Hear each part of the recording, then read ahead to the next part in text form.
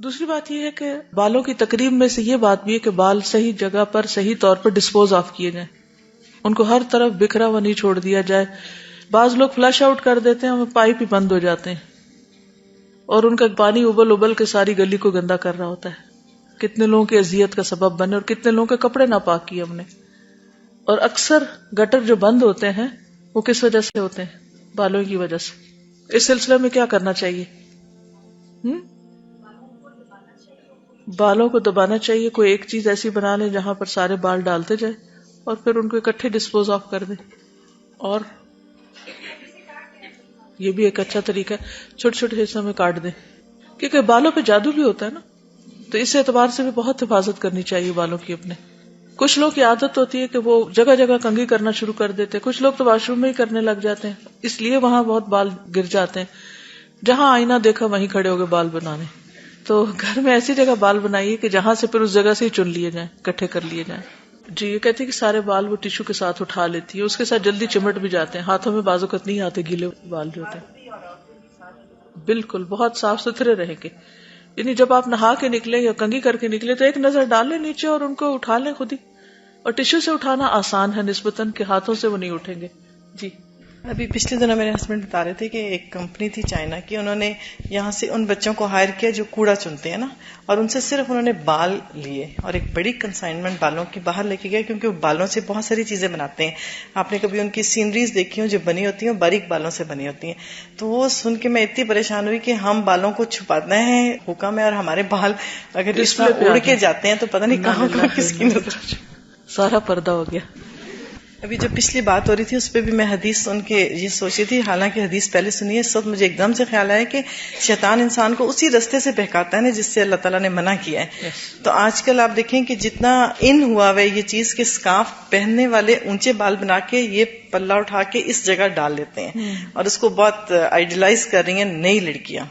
تو یہ اس کا مطلب ہے کہ بالکل منع ہے. یعنی حجاب میں بھی شیطان داخل ہو گیا نا، کہ حجاب کا مقصد ہی فوت ہو گیا. یعنی حجاب کس لیے ہے؟ تاکہ اٹریکشن کو چھپایا جائے. تو اگر وہ پھر ایک اور اٹریکشن آپ نے اس میں بنا دی تو پھر کیا مقصد رہا؟ اور پھر میں سوچتی ہوں کہ کس کے لیے، کس کو مائل کرنا ہے، وائی، کیوں کرنا ہے؟ کیونکہ یہاں قرض کیا گیا انہیں کو جو مائلات اور ممیلات ہیں، وہ ریزن ہی بتا دی گئی کہ یہ چیز منع ہے.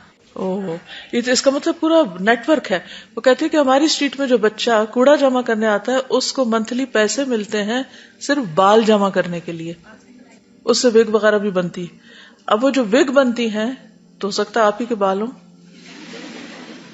واٹ؟ ریڈی والا آتا ہے بچوں کے بال لے کر ان کو چیزیں دے دیتا کھانے پینے والی. استغفر اللہ. یہ کہتی ٹی وی میں آیا تھا کہ قبروں سے مردوں کے بال کاٹ کاٹ کے نکالے جا رہے ہیں.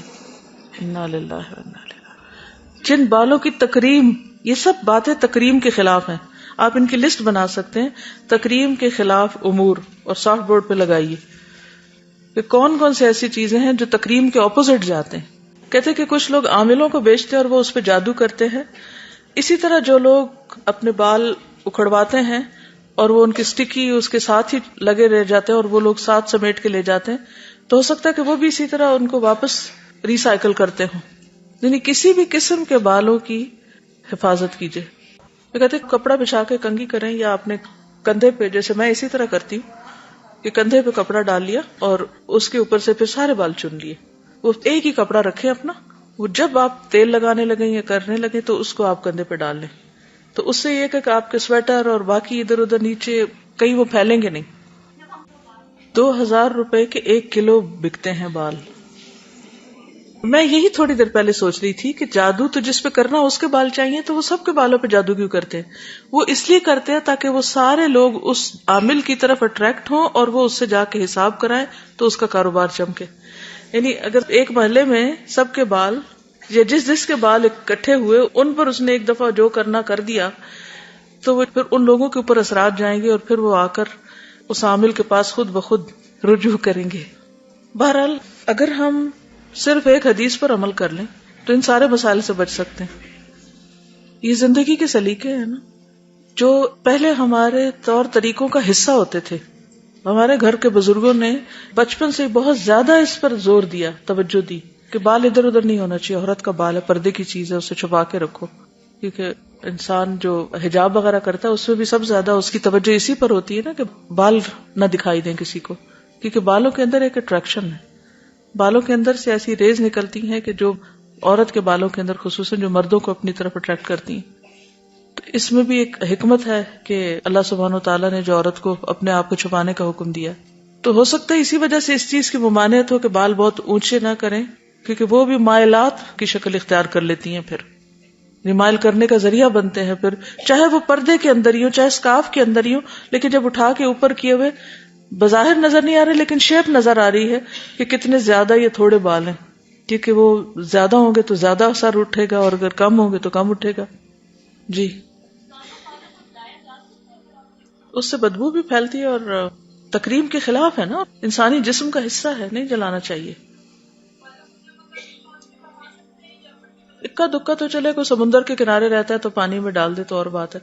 مجھے نہیں معلوم کہ اس کے اثرات پھر مچھلیوں وغیرہ پہ کیا پڑتے ہیں. سب سے بہترین طریقہ یہی ہے کہ آپ ان کو دبا دیں.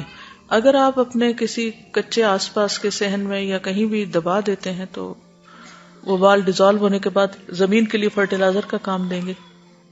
اکا دکا تو خیر ہے، لیکن یہ کہ اگر ڈھیروں اتر رہے ہیں یا کاٹ رہے ہیں تو ان کو اس طرح بن میں پھینکنا درست نہیں. جی جی بالکل، یعنی کوئی بھی چیز جو جسم کو نقصان دیتی ہو یا صحت کو نقصان دیتی ہو اس سے پرہیز کرنا چاہیے.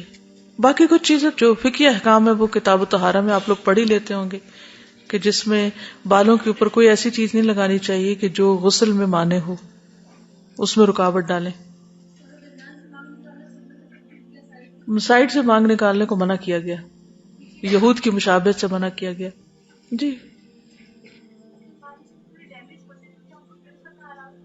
ہاں ٹرم کرنا الاؤڈ ہے، اس میں منع نہیں کیا گیا.